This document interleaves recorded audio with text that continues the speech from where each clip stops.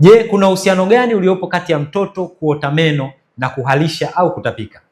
Sasa kisayansi ama katika elimu ya kinywa na meno hatuna uhusiano wote wala hakuna uhusiano wote ulioko kati ya mtoto kuota meno pamoja na kuharisha au kutapika, lakini ziko sababu kadhaa ambazo zinasababisha huu mtiririko ama huu uhusianisho kuwepo.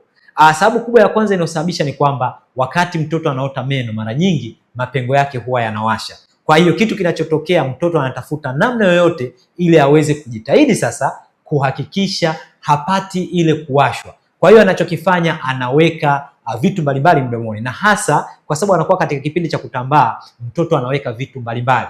Kwa hiyo kinachosababisha mtoto atapike ama aharishe ni baada ya kuwa ameconsume vitu vingi, dozi kubwa ya bakteria, virus na kadhalika. Kwa hiyo vile vitu vinaenda kumsababisha anapata magonjwa ya tumbo. Kwa hiyo hicho kitu kinasababisha mtoto anaharisha. Hebu niambie kwenye comment, wewe ulikuwa unajua mtoto anatapika ama kuharisha kwa kipindi hiki kwa sababu gani, na kwa nini anaharisha?